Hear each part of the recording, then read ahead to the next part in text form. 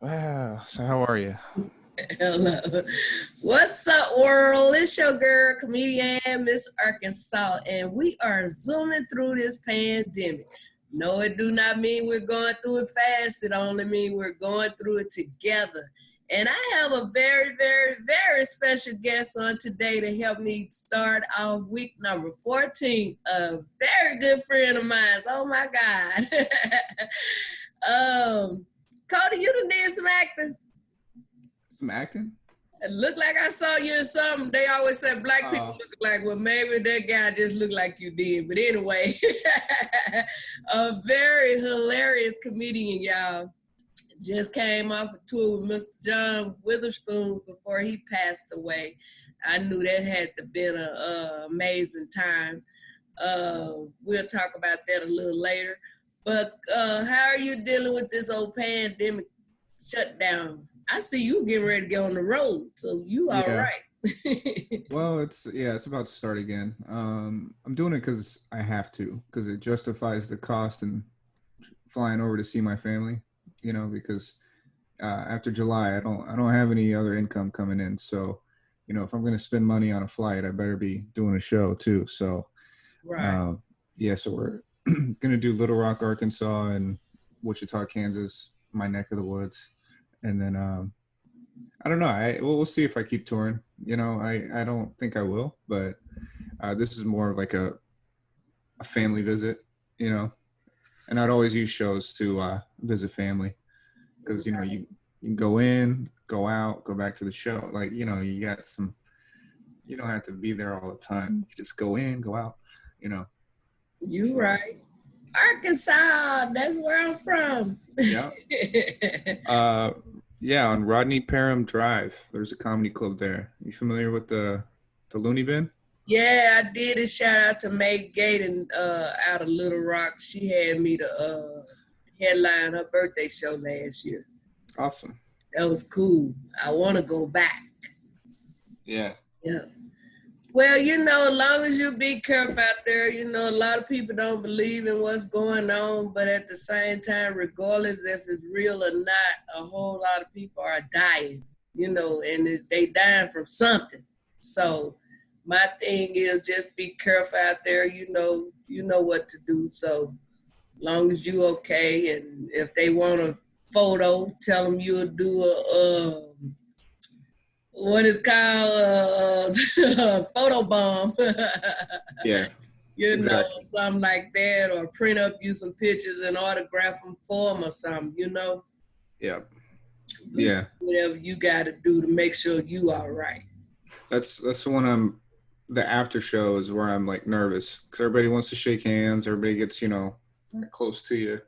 Well, do like the stars do. Go out the back door. Thinking about it, they got a back door right there too, right off the Right. stage. So I'm like, I You could know, if really. they can't respect that, oh well.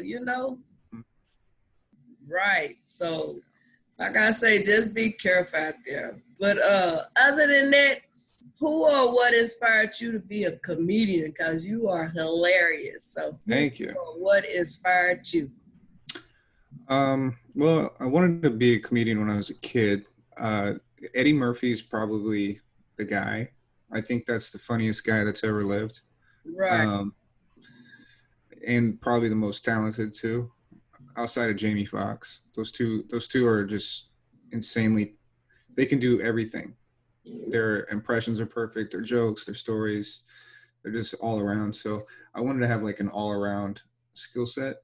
So those guys were like kind of what I looked at. And then Jim Carrey too was another big one in terms of comedic acting. The way he could steal the scene, I was like, oh, that's pretty amazing. Right. I I don't know. Like as in terms of comedic acting, there's a lot for me to learn. But uh the stand-up comedians of uh, Eddie Murphy and there's a couple others that had a big influence on me too. Like but I was already doing comedy by then, and then my taste kind of changed. As an adult, my taste changed. Like now, I kind of like guys that tell the truth a lot.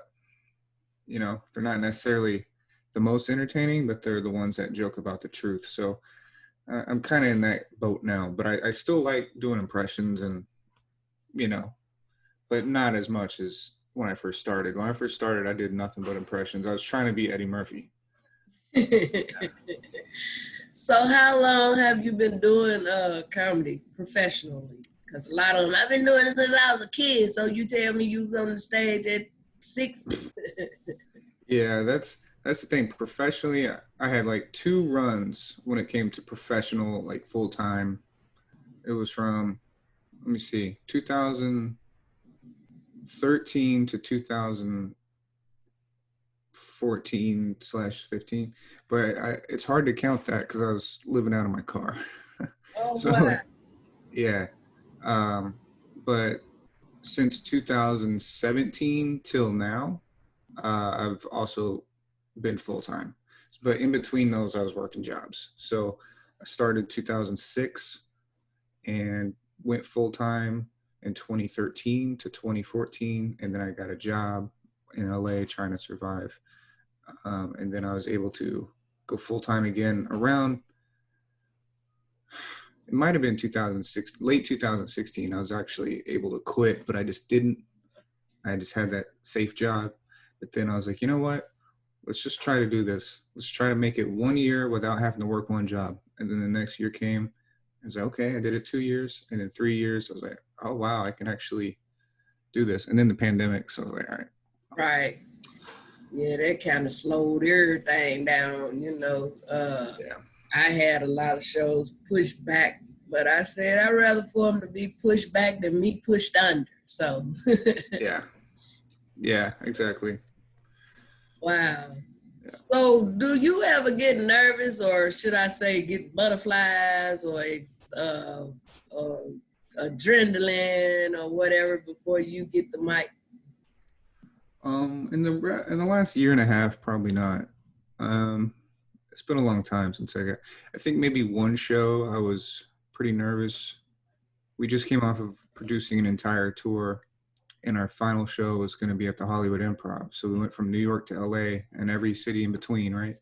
And I had to produce that show and headline it, and there's a lot of things that I had to focus on, Right. like ticket taking, all this stuff. And then it came for me closing the show, and I booked a lot of strong comics. And the fact that I couldn't sit and think about my set that whole time, I had to worry about the show. That kind of gave me the butterflies a little bit, but then it went well. And then since then, I did a few more shows, and at that point, my nerves are just dead. I don't feel it very much. Just sort of walk on, and it feels like I'm just walking into my living room at this point. But Right. that took 15 years to feel that way, you know. So, and we'll see how I feel next week, because I might, this 3 months off, that might take off a few years. I might Right. start getting the butterflies again. I don't know. I doubt it, but I might. Wow. So. So far as the loony bins that you're going to do,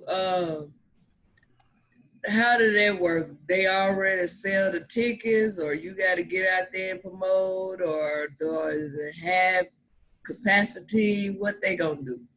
They're going to do half capacity, and they're going to spread it out.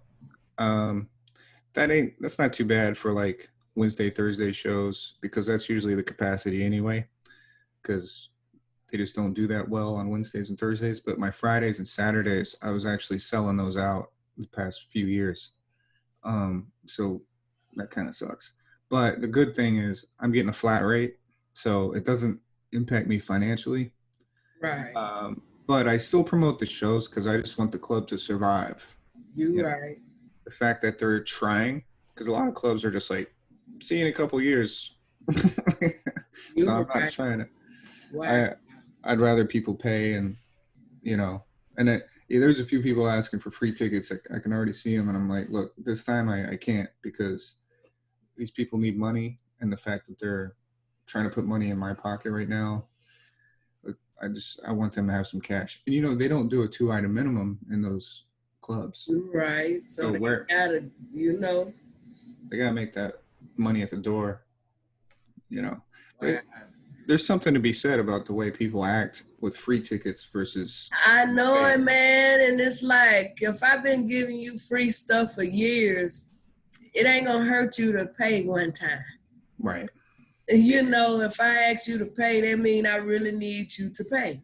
Yep. You know, especially times like these, I've been tempted to put my cash app up. I say everybody else doing it, but I just haven't did it yet. I say I'll wait till I really have to do that. You know, so far I still have food to eat. You know what I'm saying? And I'm okay up in here. Me and this dog. I figure if he run out of food and I ain't able to buy him food, then that's when he'll get some leftovers. But right now he eating, so you know, I'm all right. I know you've been doing it and you've been doing comedy in many places and you have seen some of this weird stuff. It's weird to me, but whatever it takes for them to get themselves ready. Some of them get ready and come out and kill, and some of them come out and bomb after doing all this stuff. Yeah. But like, I done seen comedians have to do push-ups, sit-ups, jumping jacks, run around the block, fight the wall, box the wall, have a certain fruit or have a certain vegetable or something before they take that mic. Is it anything in particular you have to do before you take the mic? You know what I like to do now? Because I used to do all that. I used to, you know. Yeah. I used to shadow box with Rocky music in the background, all that stuff. Well, I wasn't talking about you because I ain't seen you do it. Well, yeah, that slowly died off. Now what I really like, if it can happen, I would love to be writing and looking at the crowd. Like somewhere in the back, if the venue is shaped the right way, I really like kind of watching the show and then kind of writing out my set and then just not really talking to anybody. I love that. That's my favorite because, you know, when I go on stage, I don't have a plan, but if I was working on something for the past, 30, 45 minutes, there's a good chance it'll stay in my head when I go up there. But if I don't do that, anything can come out of my mouth because that's just how my brain starts working when I'm right. So I really like to sit and write, and then and it's one to remember the jokes, but also I want to remember the feeling of the jokes. I don't want the excitement of going on stage to mess up the emotion of the jokes. I understand what you're saying. Right. Yeah. Wow. So if I'm bummed out in the joke, I want to be bummed out when I go on stage. Man, I wish I could go to Little Rock with you, but I can't go nowhere right now. I gotta stay right here. Look, right here. You're still in Southern California, right? I moved to Vegas. Oh shit! I've been in Vegas a little over a year now. I heard it's great there. It's cool, other than hot as hell, but for comedy, I heard it's one of the best. You got a handful of them that will look out for you just to be looking out for you. Then you got the other handful that want you to be like in a clique. And me personally, I ain't never been in nobody clique, and I ain't finna start being in no clique, so I thank God for those that do look out for me, just to be looking out, and I look out for them, so. Yeah. Well, but overall, you can get out here and make it happen, get your own rooms or whatever, find the right people and get in these casinos. I was getting ready to make some things happen out here, and then, like you say, that happened. It was like, go sit down somewhere.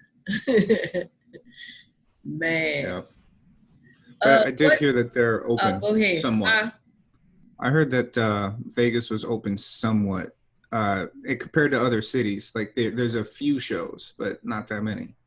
Right, they got like comedians doing car shows, as you could call it.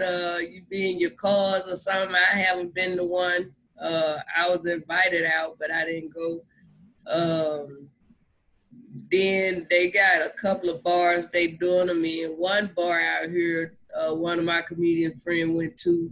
He said that it seemed like a regular comedy night. He said they wasn't social distancing. They didn't have masks on. He said his instinct kicked in and he got out of there and went home. He said him and only one other person had a mask on. I said, well, that's what to do. If you don't feel right, you get out of there, you know? So I was like, nah, I'm not. If I do decide to go somewhere, I ain't going to places like that. If I see you don't care, I got to have sense enough to care about me. Yeah. Wow. So what you think about the virtual comedy shows online? You know what? I thought they weren't going to be anything like stand-up, but I did 2 of them so far. I'd say they're about 95%. Like, they feel like stand-up. Because you have to think really fast. The audience is just right there looking at you. You can see the audience looking at you. And it makes it, it makes you have to think fast. That's for sure. It's not quite stand-up, though, because there's something about the crowd being there that, feeds you. You could feel the moods a little more when they're in front of you. You can almost read the crowd's mind in live situations. Zoom it's still pretty good. And what I like about it is like you have to write jokes because sometimes I'll have an act out or I'll rely on some other tool to get the laugh. But because me and you are just like right here, right? I just gotta say a joke. I can't do anything. So it makes me have to write. So it was cool. I definitely underestimated it. I talked a lot of junk about it, and I shouldn't have. Because once I did it, I was like, oh, this is challenging. This is basically stand-up. You got to think really fast and get the jokes out there. Right. So, yeah, I like it. Like you say, it'll never replace them stage, but the one on Zoom, now I can feel that one because like you say, people around the world can come in and watch. And my only problem with it, a lot of the ladies, they say their hair ain't done or the guys ain't had a haircut and they want to come in, but they don't want to turn their video on. I'm like, I need to see your face. I need to hear your laughter and all that. Some of them might be muted. I'm like, you could just stayed off, But overall, I like the one on Zoom. I did one on YouTube with comedian Monty Cruz and his brother Bo Knows. That was cool, but the comments was coming down, and I was like, I wish I could just not hear him talking, but at least hear him laughing. But if I had to do it, it'll be Zoom. Yeah. I would pick Zoom maybe over those drive-up car shows because I don't know how you feel the audience when you do the car shows. I think you blow the horn or something. I don't know. Yeah.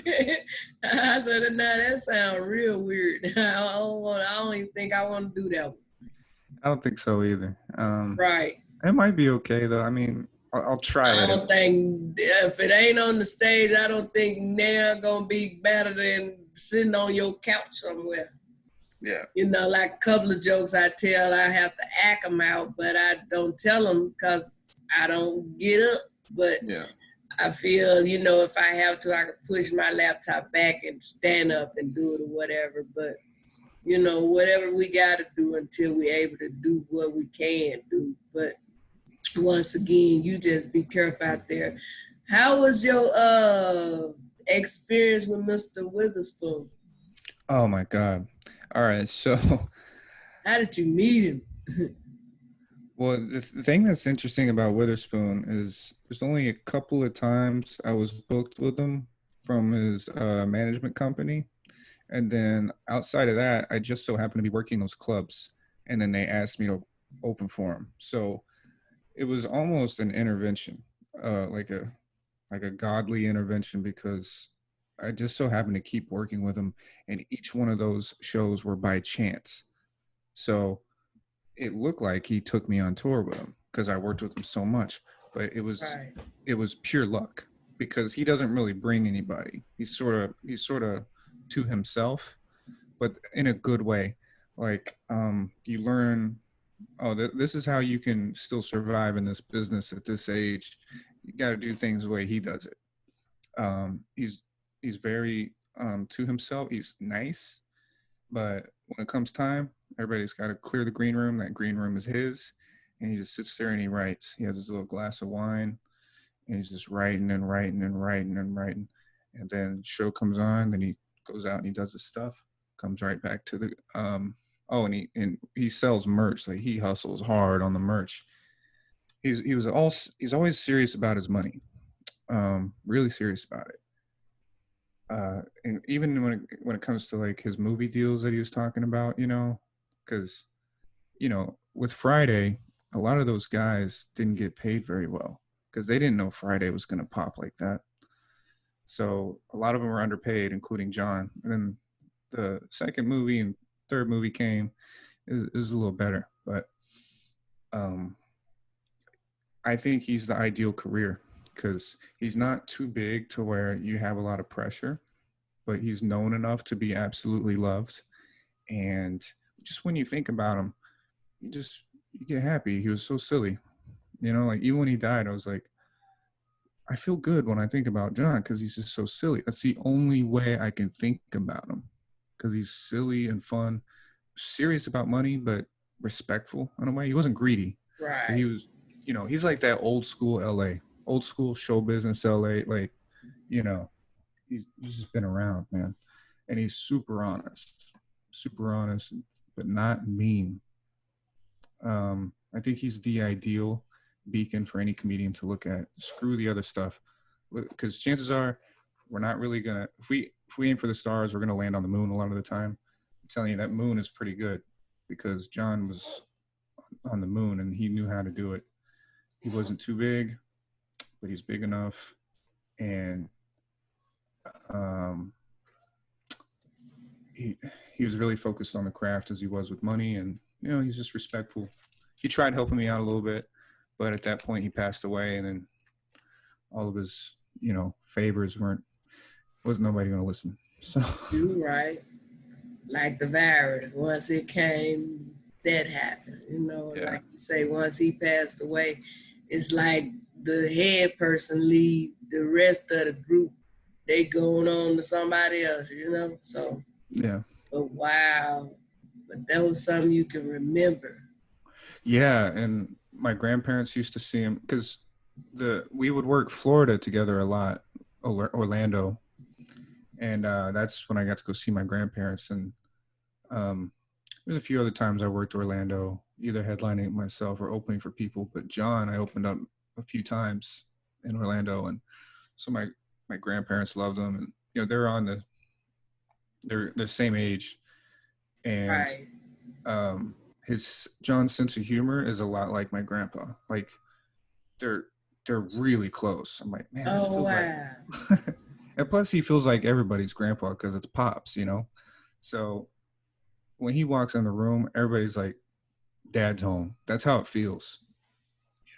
Everybody felt like dad's home, even if you're a stranger.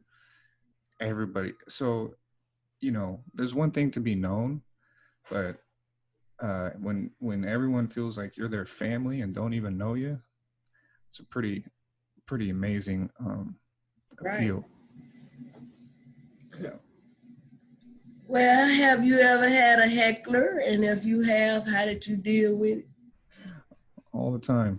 I love it. It's all the time. Yeah, I secretly love it. I don't want to promote it because then my shows are going to become a heckle fest, and Right. you know audiences enjoy heckler put downs more than anything, and a lot of the hecklers think they're making the show better, and I always say they're not, but they actually are. I don't want them to know that, but so I wait. I like to wait for them because it's my favorite. I love tearing up hecklers because those same people, the type of person that interrupts a show, that's the same person that cut you off in traffic that morning.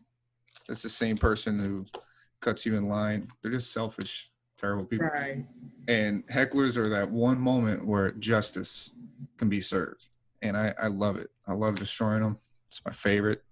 I have a lot of videos of hecklers, and I have a lot more too. I'm gonna release one where an MMA fighter heckled me, and I destroyed him. And he liked it. He was like, man, that's pretty cool. Because, nobody would, talk junk to him because he's, Right. Yeah, not scary for that. fighter. Yeah. But he liked it because it was something new, So that'll be on your Facebook page or on YouTube? Both. I like to upload Okay. videos to both. Right now, Facebook seems to be the best video uploader right now. Because YouTube, man, that's a hard nut to crack. But I still upload it on YouTube, but Facebook is where it's at, honestly. Wow. Yeah. So, other than Mr. Witherspoon, some of the comedians you have worked with since you've been doing your comedy? Oh man, almost everyone. Bruce. To Bruce. Let's see who else. I'll just count the people I worked with like a lot because I work for almost everybody, but the ones I worked with multiple times. I worked with Bruce a lot. Godfrey a lot. Godfrey's probably the most talented working the circuit right now in terms of just overall skill set. Right. He's got everything, including about 8 hours of material. I've seen it and counted it. I was like, this guy's a freak. Let's see. Who else I work with a lot?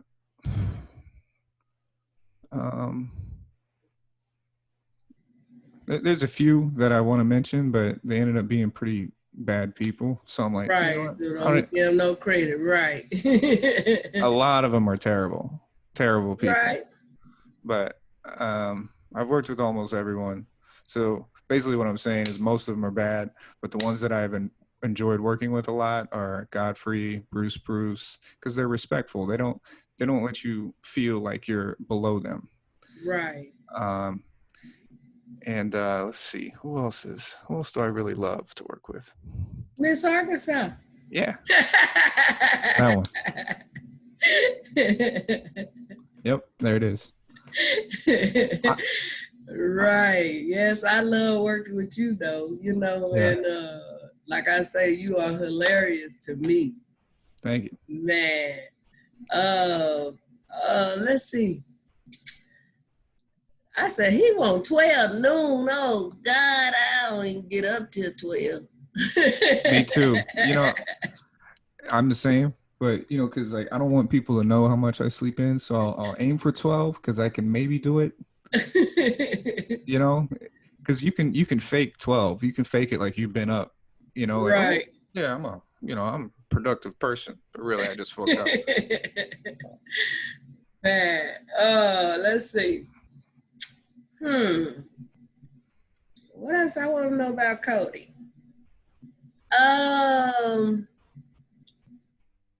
Well, you done pretty much said you've been all around the world. So anything else you want to share with the people that we haven't shared?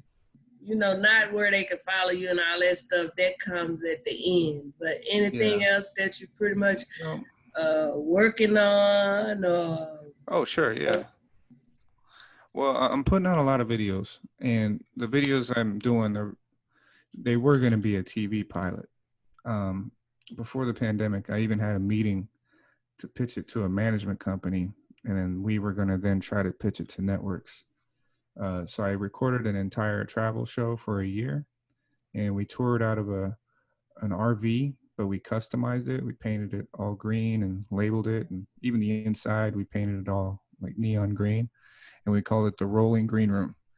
And okay. We interviewed a lot of comedians all over the nation, and we performed all over the nation. We produced all of our own shows. It's a pretty good storyline, starting from how we started, because the way it started is my buddy is a New York comedian. We both had the same manager. We had a falling out, and it led to us being homeless in a parking lot in New York, and we had to start this tour from scratch. And so we slept in this parking lot of this RV in Yonkers, New York for like 3 weeks, trying to build a website, how to tour, all that. And then eventually we started, and our first show was in New Orleans. We had 0 tickets sold. So he drove this RV all the way to New Orleans at 10 miles a gallon. And I had to fly from LA to New Orleans. And so we both spent about $500 just to try this show, and 0 tickets are sold. And then the day of, the tickets sold out on the day Wow. of. And then after that, all the other shows started selling out. And then we eventually toured the entire United States. There's less than 10% of the shows were not sold out. And so we took a big risk, and we did a lot of crazy stuff on the road. And then the final episode would be us in LA, where I proposed to my girlfriend on stage, and that would be like the final episode. So we have like a whole season, and I'm probably just going to release it to the public since I can't really pitch it. Well, don't give up on pitching it yet. We'll see. But if it gets some views, like if people really watch it and the views look good, right, someone will buy it. Or pitch so much of it, post so much of it, you know what I'm saying, to get their attention and then get some traffic going with it.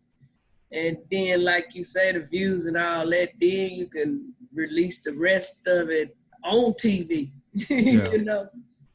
But no, don't throw the towel in yet. Yeah. It's hard though, man. This editing is so tough. It takes over your entire being. You can't do nothing else. It's just, and it's so tedious, all the little things. And then once you get one thing right, you realize like, oh, you know what? This one little part is messed up. And you pull that part out. It's like Jenga. Everything just falls up. So it's really tough editing all of it. Wow. Because editing's a lot like writing. You're like writing the story, and you're like, oh man, this part doesn't make sense. So all this work before it goes in the trash, and all this stuff before it took about 12 hours. So, editing's really hard. But yeah, whatever you put up, start tagging me in it. You know what I'm saying? And I'd love to share your stuff and support you however I can. For sure. Yeah, thank you. So this is 14 weeks. I think I got one more week left in me. Yeah. Who all have you had on so far? I had the comedy doctor, Mr. Tony Spires. Okay. The godmother of comedy, Miss Tina Graham. The godfather of comedy, Mr. Michael Williams. I've had acting directors, casting directors, designer, clothes designers, actors, actresses, a lot of comedians, some of everybody. When I first started, I said I had a little podcast I was doing, and then God said, take little out of your mouth. And when I removed little, that's when he started blessing me with some amazing people. Okay. All people are amazing, but he started blessing me with people on higher levels. Right. Yeah. Wow. Your energy is great. This is a great format for you because everybody loves to talk to you. I know it. They get on here and they be like, like they've been knowing me all their lives, and it's amazing because a lot of them that I have interviewed hadn't even heard of me. Right. But now they know Miss Arkansas. Right. And a lot of them saying what they gonna do for me, once this thing is over or whatever, So I just wait and see. Yeah, I think this is it, and I wouldn't be afraid to invest more into it because, what people are gonna catch off of your conversations with everyone is your vibe and your energy, and it's a very addictive energy. And pretty soon they'll be coming in to hear you, not necessarily the guests, because it's right. Like, this is a Miss Arkansas interview. This isn't an interview, Right. They asked me what a couple of them say, Miss Arkansas, what you want to come out of this pandemic thing that we're going through? I said, I'd love to have me a TV show. Yeah. And then all of my guests that I have had the opportunity to interview on here, they could be my guests on the TV show. Yeah. I said, not them that I done contacted, and they said, oh, call my manager. I'm not trying to book you for no comedy show. I just want to talk to you for a few minutes. Yeah. So I just marked them on my paper. I said, they'll eventually come to me, Mm-hmm. So But yes, amazing people. Shang, oh God, who I'm trying to say? I just had Shang. I had oh God, I see him in my head. I can't think right now. And I don't even smoke weed. It's all right. It's hard. Right. Well, a lot of them. Evan Lionel, I had Melanie Camacho, Hope Flood, Rodney Perry, just to name some of them. But some amazing people. Now, Cody Woods, so that's a big one to me because I just love you. We supposed to have us an Obama baby. Oh yeah. We gotta keep. Yeah, you used to say that all the time. That's right. That's where. Well, too late now, Cody. You done waited till my eggs done got boiled, fried, scrambled, and burnt. Yeah. So I've been spayed and neutered. So yeah, we can't have our Obama baby now. What I was gonna say, there's some more guests and they're in Vegas now. I don't know if you've ever heard of Ty Rivera or Chris Storin. They're very good. I mean, captivating interview people, and they're great on stage. Very funny guys. But can you have them to reach out to me, please? I definitely will. Yeah. And then that way you can keep it going. Right. Thank you. Yeah, shout out to Miss Rhonda Bankston. She's an actress and a singer out in LA.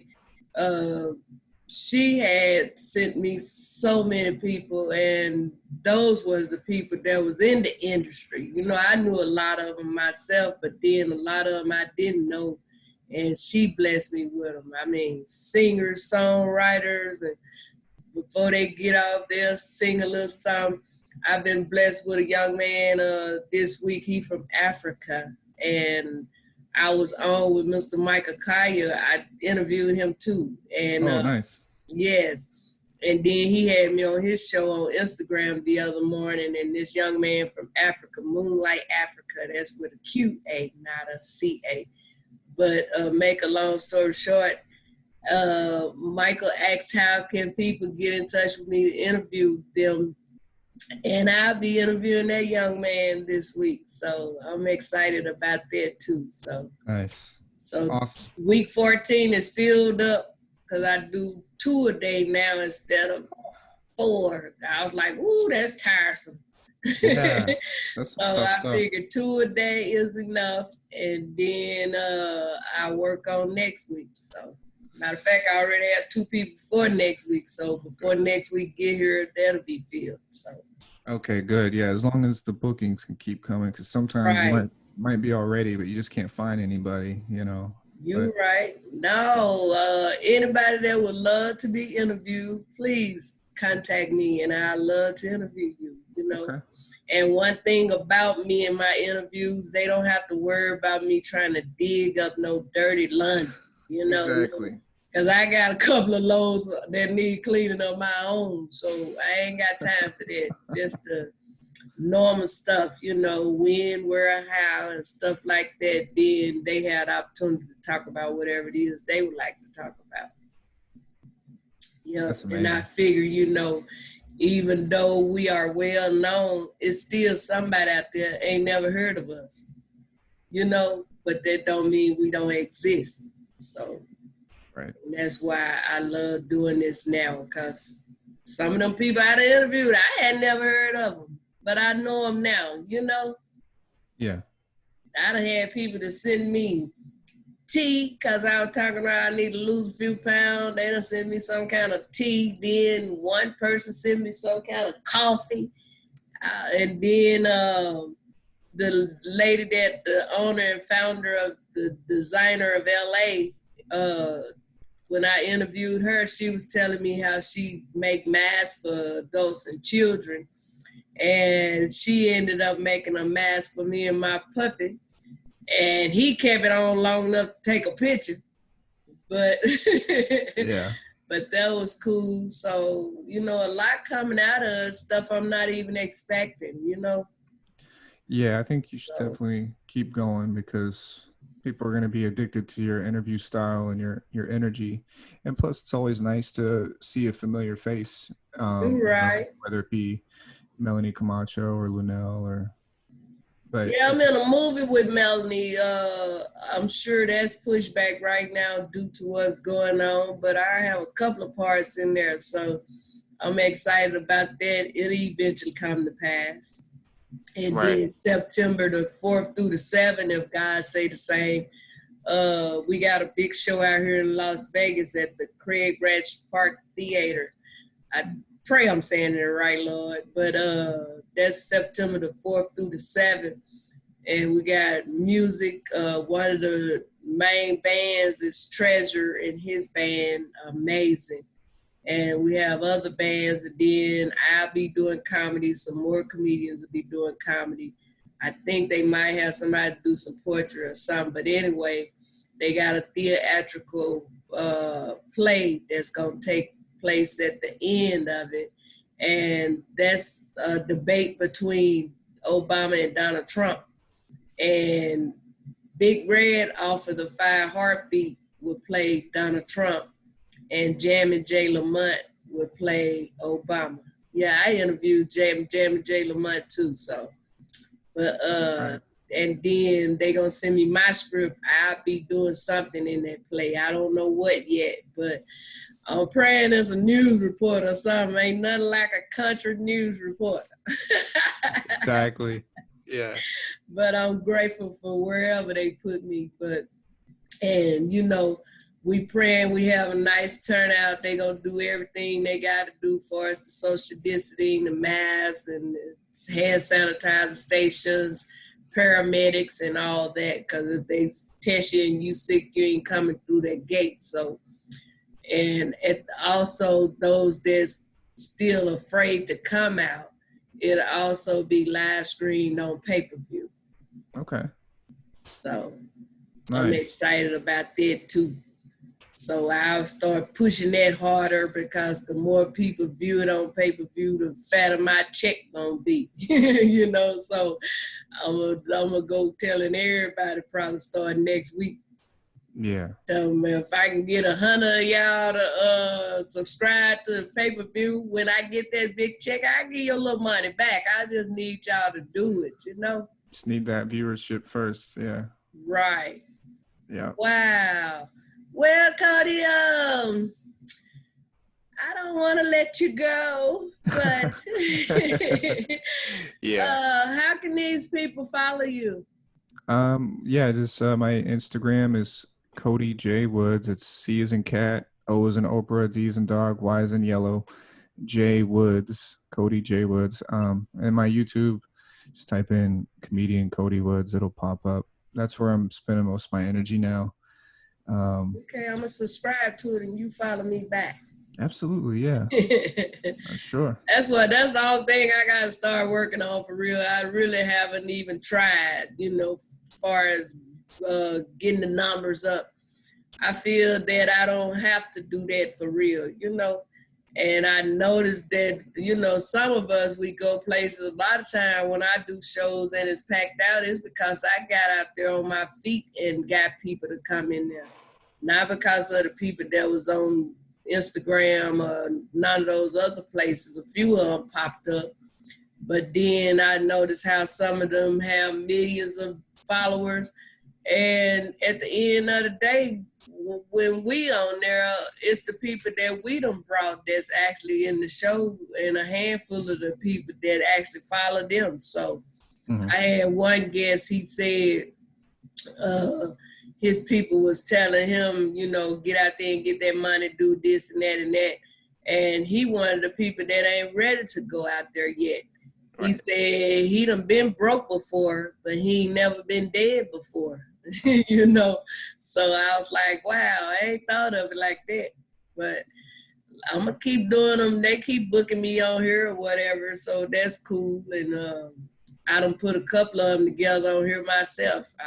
They keep asking me when I'm gonna do another one. I'll just pop up one day and say I'm gonna do another one. Right now, my main concern is to continue doing these interviews. Yeah. Absolutely. Get up and throw a wig on, get cute, talk to somebody. But I don't just get up. I take me a shower, y'all, or a bath or something. I still wash my behind. Some people about, hey, took a bath. I take a bath once a month. No, that ain't cool. You still do what you got to do to make sure your body and stuff is right. Yeah. Yeah. I'm gonna send you Mario Hodge and G King as well, because they were in G Kings. I interviewed Mario. Oh, okay. Yeah. So G King, I'll try to get G King for you. Well, send in and then if I already done had them, I'll just put me a little star beside it or something. And the ones I ain't, then we'll make it happen. Okay. Yeah. Sounds like a plan. Well, I love you, my brother, and you know that. Yeah, I love you too. This is awesome. And I pray all go well, with your traveling and with your shows. So, and then maybe once this thing die down or do whatever it's gonna do, Miss Arkansas can go on tour with you. Yeah, I need that. I need that viewership and that exposure so I can tell the clubs I take whoever I want.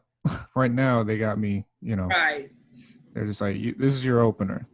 Because I'm not making them that money yet to where I can tell them what to do. But well, maybe I'll do some pop-ups. And as long as I bring some people in there to put in them chairs, they know she's somebody. Maybe, yeah. Maybe that's the trick. Now it's like, they only have like a 50% capacity max. So it's hard to be like, hey, I can make you a lot more money. It's like, we can't make more money. We can only fill it up this much. Yeah, because I was supposed to have a show April the 7th at the Improv in Ontario, California, and they'll be giving me another date for that. But then I was wondering, by a whole like 350 people, and you can't do but half of that. And then by it being a free show, I do, they pay me. I wonder if whatever they have on that scale that they pay for half, is that what they're going to try to give? If that's the case, they can keep it. Mm-hmm. Yeah, absolutely. Because it won't be worth me coming from Vegas to there. Yeah. So if they come now, they got to come correct. And I'll put that mask on and come and do what I got to do. But other than that, I will stay at home, watch the news and Family Feud. There you go. And do interviews. Yeah. Well, with that being said, you have a blessed day. Stay prayed up and covered up. Definitely. And I do know that you're a believer in God, so just trust God when you can't trust yourself. Exactly. Yeah, and we'll talk soon. Thank you. Talk to you soon. Thank you so much. Peace. Wow, that was my good friend, Cody Wood, y'all. Continue to keep him in prayer as he travel up and down the highways, freeways, and in the friendly skies. And book us, whether it's online or in line, on stage or behind stage. Book us. Book me virtual, on Zoom,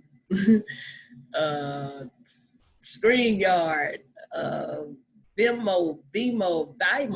Y'all know what I'm talking about. Book me on those things. Oh, and before I get off of here, one more time, happy birthday to my mother. May she continue to rest in peace. So with that being said, I say this.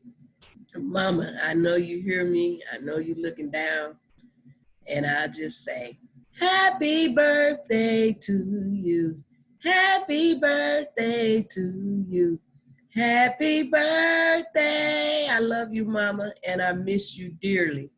And also on today, my prayers go out to my family. Jeannie girl, you rest in peace, sister. And just know we will always love you. Wow. So I'm out, y'all. Get ready for my next interview. Let's see who I have. I have Miss Trinity Starr at 5 p.m. She's an actress and a model and a singer. Maybe I can get her to sing something.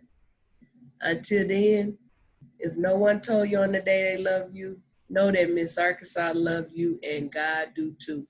One love, much love, God love. I'm out.